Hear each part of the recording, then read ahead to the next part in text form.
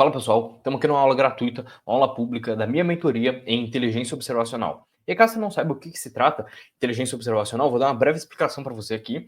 É simplesmente você tratar os dados observados, os dados percebidos de maneira inteligente, de maneira eficiente. E aí às vezes chega a pergunta no Instagram, então, tipo Sherlock Holmes, eu vou ficar que nem o Sherlock Holmes, que nem o Sherlock da série e tudo mais.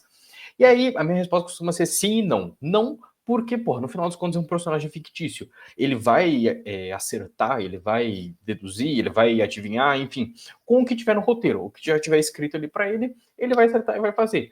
Então não tem como prometer chegar nesse nível. Então é bom você ter as suas expectativas devidamente moduladas aí.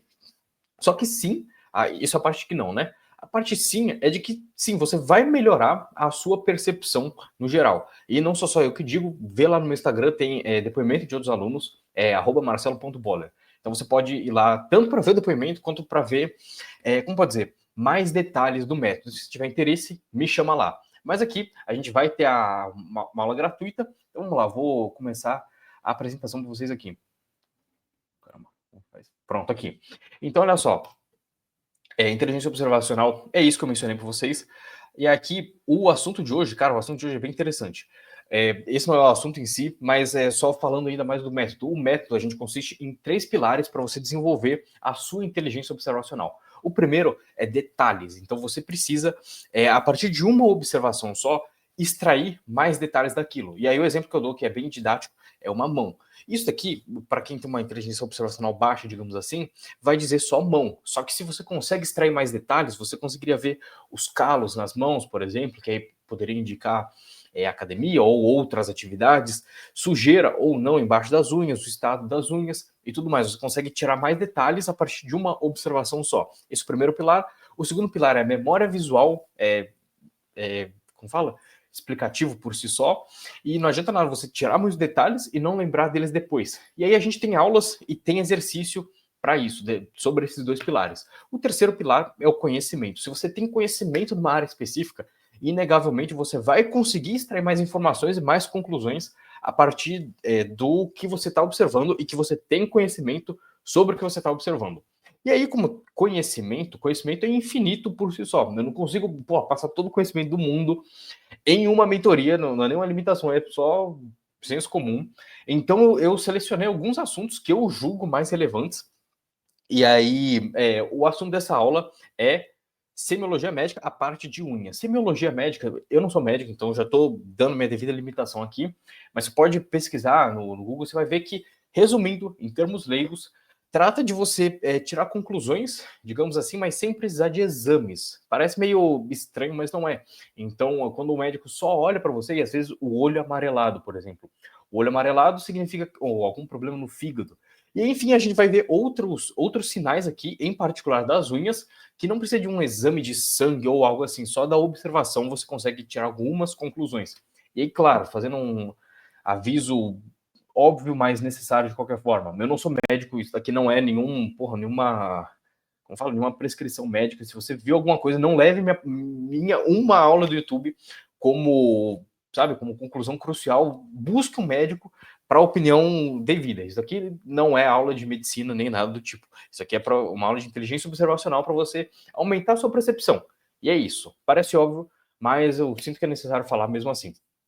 Então vamos lá. Esse é o tema da aula, e aí aqui a gente vai falar sobre sinais semiológicos das unhas, e justamente porque a partir do momento que você tiver esse conhecimento, você vai perceber que a sua percepção sobre unhas, no final das contas, aumentando. E agora a última parte aqui, só para acabar essa enrolação. Mas para que eu vou querer saber sobre unha? Você pode se perguntar. E cara, a gente não questiona a relevância de uma observação no momento da observação. Às vezes, você pode estar num caso, tem muito profissional de segurança pública e privada que me acompanha, às vezes está num caso em questão, e a observação que você fez só vai se mostrar relevante, crucial na resolução do caso, depois da observação feita. Então, se você tivesse descartado, porque você não viu relevância imediata, você teria comprometido o seu caso. Ou não precisa ser nem nada tão profissional da parte forense, digamos assim. Às vezes, pode ser uma observação, como você vai ver, pode ajudar ou você mesmo ou um familiar. Mas é isso, dada a explicação quanto à importância disso, agora sim Vamos começar. O primeiro que eu trouxe aqui para vocês se chama unhas baqueteadas. E eu trouxe tanto a causa quanto o mecanismo também, porque tendo o mecanismo em mente, de novo, eu não sou formado em medicina nem nada, então vou dar uma explicação bem rasa mesmo, mas vocês tendo um mecanismo mais ou menos na cabeça, vai facilitar a memorização e o aprendizado desses conceitos para vocês, porque não vai ser só algo arbitrário que eu vou jogando. Então, fala unha baqueteada, doença pulmonar, e próximo slide. Não, vocês vão ter um mínimo de noção. Ah, então isso acontece por causa disso. E aí vai, como pode dizer, vai sedimentar melhor na memória de vocês a longo prazo. Então vamos lá, a unha baqueteada, em inglês chama clubbing nails. Ela é estufada dessa forma assim, e vocês vão ver à medida que eu vou mostrando aqui, parece coisa meio que de Facebook, parece um negócio meio, como fala? Sensacionalista demais, uma unha grandona assim. Mas a partir do momento que você tem o conhecimento disso, você vai ver isso acontecer mais vezes. Eu já vi unhas assim, e como pode dizer, pessoalmente, né? E não é tão absurdo assim, é mais comum do que talvez possa parecer à primeira vista. Então vamos lá. Ela tem esse aspecto estufado, desse inchado, digamos assim, e o principal, a principal causa associada são doenças pulmonares, como está escrito aí, ou doenças, como fala, cardíacas. Então tem aqui cardiopatias cianóticas ou doenças inflamatórias intestinais e hepáticas. As intestinais e hepáticas, se tiver algum médico me assistindo, pode me corrigir, mas elas são, como fala, secundárias. O principal mesmo são as cardiopulmonares. E por que que acontece isso? O porquê, de novo, é só para vocês terem esse melhor sedimentar na memória. A causa, essas doenças, essas eventuais doenças cardiopulmonares vão, consequentemente, a fazer aumentar o fluxo sanguíneo como pode dizer, na matriz, no leito da unha ali. É um fluxo maior, anormalmente maior. Foi o que eu coloquei aqui, né, na matriz ungueal. Esse é o nome, matriz ungueal. E aí, isso vai, além da proliferação de tecido conjuntivo na ponta dos dedos. E, enfim, esse fluxo maior vai causar um inchaço. E não tem muito como você. Poxa, é um espaço. Eu encorajo vocês a olharem as próprias unhas, não tem muito o que crescer a partir daí. E aí vai causar hipertrofia do leito ungueal. E o leito, justamente essa parte abaixo da lâmina. Eles dividem, né, em leito embaixo e lâmina é essa parte mais, como pode dizer, mais durinha aqui. E aí vai causar a hipertrofia desse leito. E aí, consequentemente, vai elevar a unha. E aí vai ficar desse jeito, assim, estufado, ou convexo, né? Inchado. Essas são as unhas baqueteadas. Essas aqui são as linhas de Beau. Eu não sei a pronúncia, imagino que seja francês. E aí, causas são quaisquer. Vai ficar meio. Vai ficar uma explicação meio leiga no final, quando não vai ficar tão técnica. Mas o importante é que vocês peguem o entendimento. Só doenças febris intensas, ou seja, coisas que vai deixar a pessoa muito fraca. Um exemplo disso é dengue, mas tem outras doenças febris intensas também. Quimioterapia vai deixar a pessoa muito fraca também. Traumas também, infecções, doenças metabólicas ou estresse fisiológico grave. Tudo que cause como fala, uma deprivação de nutrientes. Por quê? Vai faltar nutriente, no geral, no corpo. E aí, de novo, estou fazendo uma explicação bem pouco técnica aqui. Mas faltando ingredientes no corpo, o corpo vai realocar, digamos, os poucos nutrientes, para áreas mais essenciais, áreas mais cruciais. E aí acaba que a unha não é tão crucial assim, então ele vai interromper o crescimento da unha. E aí, interrompendo o crescimento, quando a doença, enfim, qualquer causa dessa aí atenuar, vai voltar o crescimento. E aí, essa interrupção e a consequente, a seguinte volta do crescimento, vai causar essas linhas de Beau aí. Então, olha só, mecanismo, interrupção temporária do crescimento, que nem eu falei, da matriz ungueal, formando esses sulcos transversais. Então, interrompeu. Interrompeu, voltou, vão formar esses sulcos, conforme está nas imagens também. Aí, o crescimento retorna, mas deixa a marca da parada. Aí, olha só, outra coisa interessante, a profundidade do sulco pode indicar a gravidade da causa.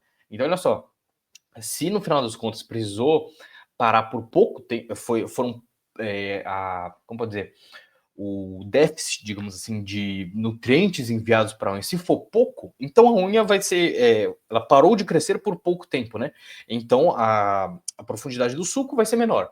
Só que se foi muito mais grave, então vai quase que parar todos os nutrientes para a unha, E aí, então, o suco vai ser mais grave. Claro, eu não tô, isso aqui não é super técnico, é só para você ter uma, enfim, sedimentar melhor na sua memória. Você ter uma relação de causa e efeito que facilite seu aprendizado.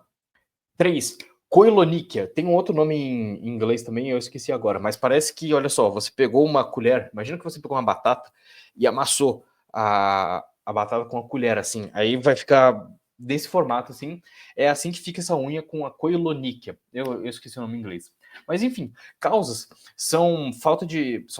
causas são todas associadas com falta de metal no corpo. Metal não, é ferro, enfim. Então, anemia, ferropriva, hemocromatose, o hipotiroidismo também pode ser, e doenças autoimunes e genéticas, se tiver alguém da área da saúde, pode me corrigir, mas eu acho que elas são mais secundárias, não a causa principal, a causa mais frequente são a anemia ferropriva mesmo. Por quê? Aí, olha só, a matriz, se você tem uma unha saudável, uma unha normal, ela é assim, digamos assim, né? Enfim, como se fosse uma ponte, digamos assim. E aí, a falta de ferro vai causar com que meio que enfraqueça essa estrutura assim. E aí, a consequência é que ela desaba dessa forma assim. E aí fica com esse formato, né, côncavo. Então, olha só, a deficiência de ferro leva à fraqueza da matriz. E aí, consequente ao afinamento da lâmina. Lembra que a gente falou antes da lâmina, né? Unguial. Perdendo a curvatura normal e se deprimindo no centro. Então, imagina, pô, se você tem uma ponte aqui, e ela vai ficando fraca, ela vai se deprimir justamente no centro, né? E aí a unha fica côncava, lembrando uma colher virada para cima. Dessa forma aí. Essas são as linhas de Terry. As principais causas são cirrose hepática ou insuficiência cardíaca. E o principal dela, eu não cheguei a escrever isso aí, mas é uma lúnula com falta de forma normal. Lúnula, se você olha para sua unha aqui, é essa forma de lua que tem. Não são todas as, pelo menos as minhas não que tem. Quando eu era criança falavam que era quando você contava mentira. E aí subia esse negócio que, óbvio, que não tem nada a ver. Mas, enfim.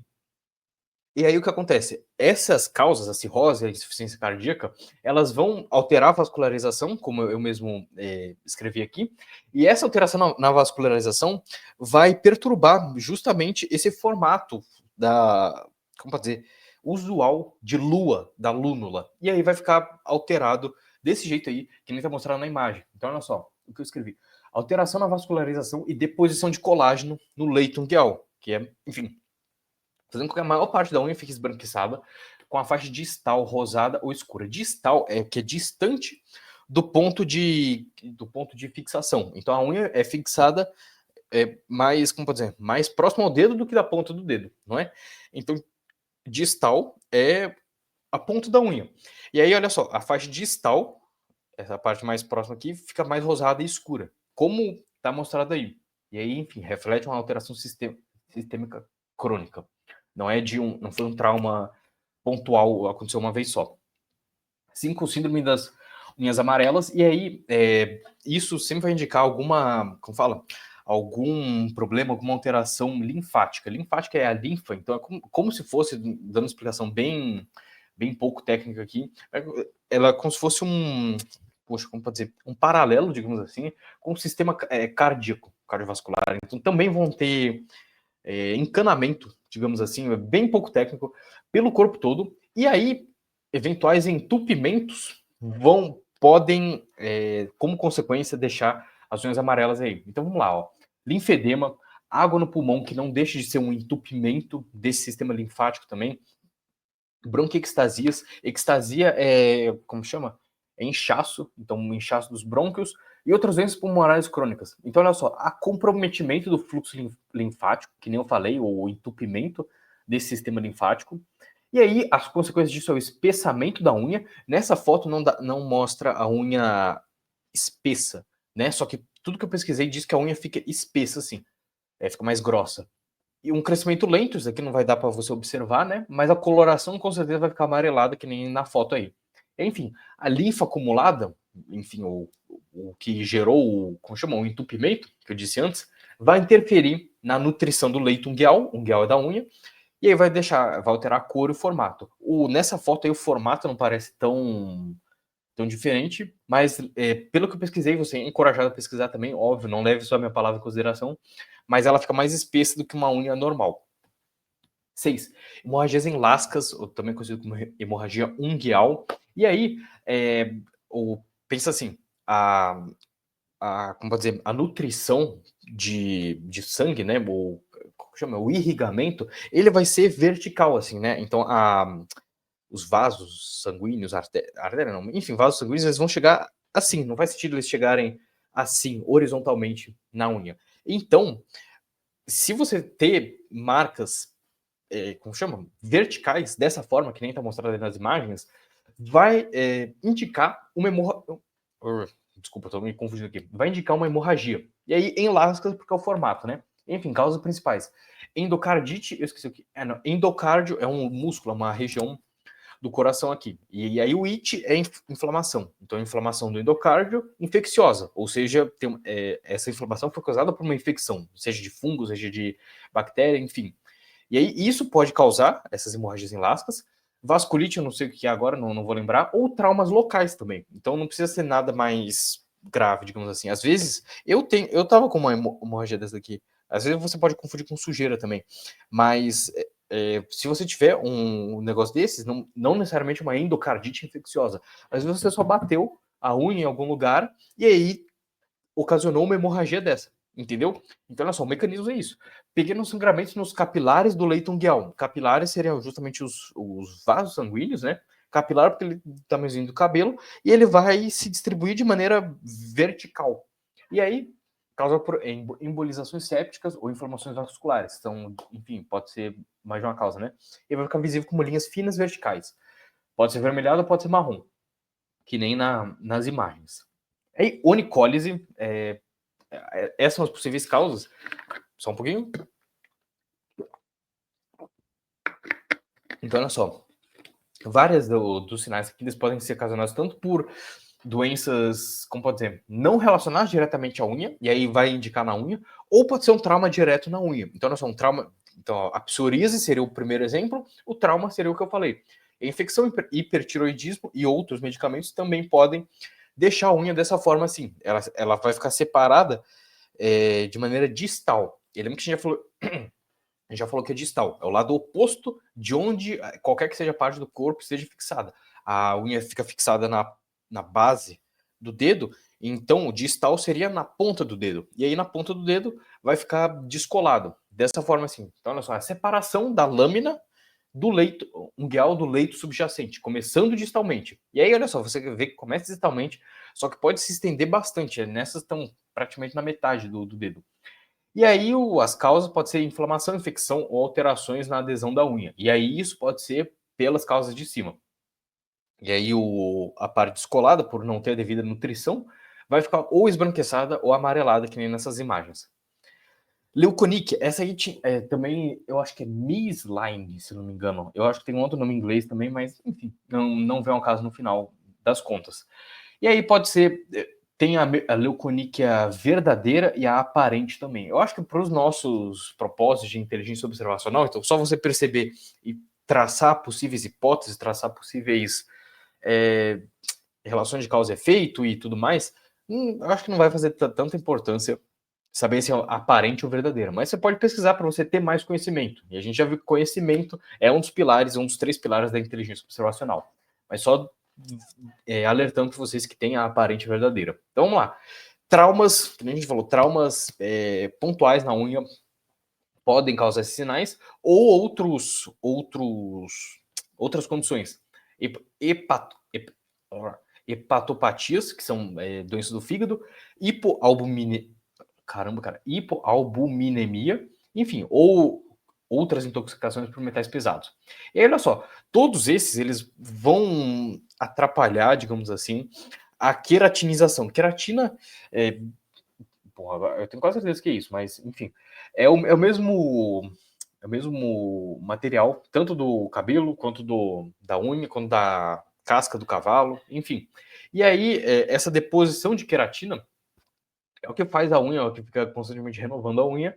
E aí, interferindo nisso, a interferência na queratinização da matriz ungueal leva ao aprisionamento de ar. E aí, aprisionando o ar, vai alterar a translucidez da unha, criando manchas ou faixas brancas. Então, olha só, a unha ela é translúcida, né? Então, você olha para sua unha aí, e aí, se você pressiona a parte de baixo assim, você vai conseguir ver ela ficando esbranquiçada, ficando mais avermelhada, porque ela é translúcida. Você consegue ver o fluxo sanguíneo através dela ficando, enfim, se alterando, né?